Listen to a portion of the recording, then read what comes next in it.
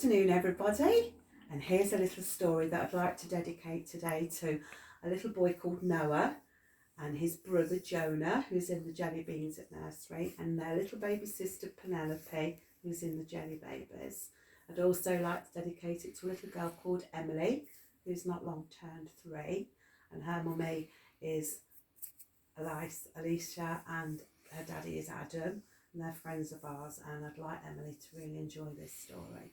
So the story I've chosen is called Rumpelstiltskin. So I hope you're all sitting all snuggy, all at home, ready for your good listening time, and I will begin. Rumpelstiltskin. Once upon a time, there was a very greedy miller. He lived with his beautiful daughter. Her name was Sophia. One day the king was coming through the town when the miller shouted, "Hey there, king! Hey, guess what? My daughter, Sophia, can turn straw into gold." The king stopped. Can turn straw into gold? Oh dear. Sophia was quite frightened. She looked around and thought, "Oh no, Daddy, now what have you done?" "Come with me, girl. Come on, come with me." He took Sophia to his castle, right up along the lane. He took her to a big room and he said, "Turn the straw into gold." Gave her a spinning wheel. She sat all alone. I just don't know how to do it. She began to try when all of a sudden a little goblin appeared. "Hello," he said. "What is it you have got to do for the king?" "Well," said Sophia, "I've got to turn the straw into gold, and I really don't know how to do that." "Well, it's a good job I do. If I turn all the gold into the straw of gold, you will give me your necklace." "Very well." So he sat down and he turned all the straw into the gold. And the next morning the king came and said, "Well done. Now you can do it again. I'll take you to the next room." "Oh no," said Sophia. "Really don't know what to do." She sat down and the little goblin appeared again. "If I do it for you, what will you give to me this time?" "I can give you my ring. That's all I have." "Very well. I will have your ring. If I finish this tonight, you give me the ring." In the morning, all the straw had been spun into gold thread. The next day, the king said, "Come with me, dear. One more room and then I will marry you." She went into the room and she was absolutely petrified. "I can't do it. I've got nothing to give the little goblin."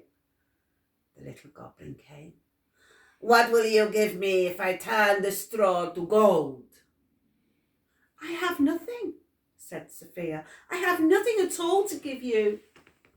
"Then I tell you, when you have your first baby with the king, whether it be prince or princess, you give the baby to me."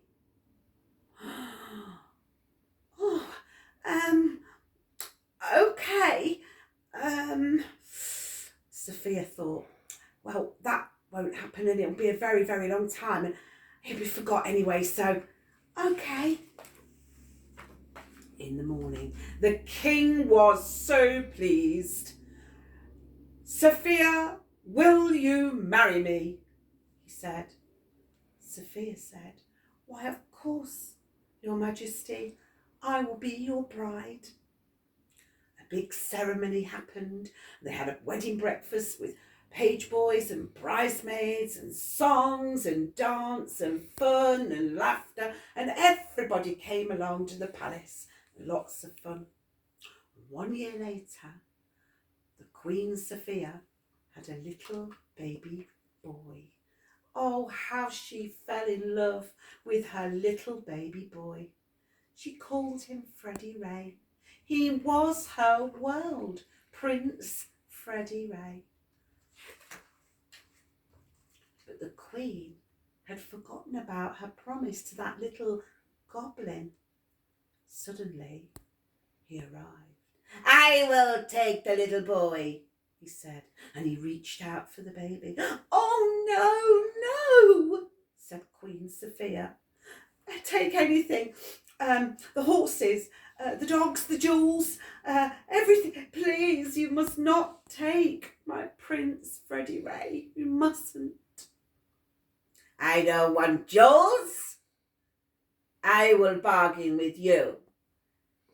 Can you guess my name? If you can't guess my name, the baby prince be mine." "You have 3 days, said the little man. "Oh, I will do my best."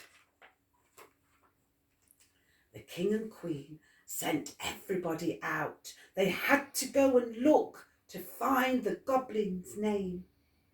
The next day the little man appeared. Princess Sophia was so nervous. "Is your name Harry? Larry? Barry?" The little man said, "No, that is not my name. No, 2 days left." The next day the queen guesses again, but every guess that she makes is wrong. It's not Albert or Stanley. It's no name that she can think of. She goes through all the names. Is it Albert? Is it Bertie?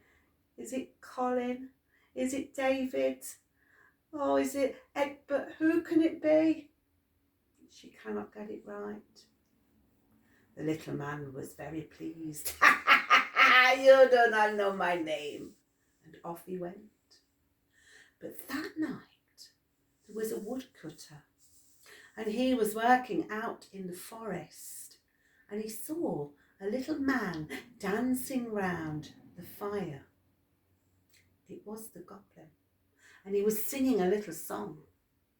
"The queen will never win this game, for Rumpelstiltskin is my name." Said the woodcutter, "It's Rumpelstiltskin. I've got to go and tell the king and queen as fast as I can." So off he goes. On the 3rd night, the little goblin appeared. The queen plays a game. She pretends to think of other extraordinary names. Is your name Doodlebug? Tiddlywinks? Flippity-jippity? The little man creeps close to take the baby from the cot. Or is your name Rumpelstiltskin? Asks the queen. The little man was very cross. "How did you know my name?" He went red and he banged and he went running off as fast as he could. "How dare you? How dare you?" Oh, he was so cross. But luckily, they never saw him again. He was gone. So that's the story of Rumpelstiltskin. And I hope that Noah and Jonah and little Penelope and all the other children at nursery, I hope you've enjoyed that story in the Beans Room. So I think it's quite a funny story and it can be a little bit scary. I hope you enjoyed it. So bye-bye for now.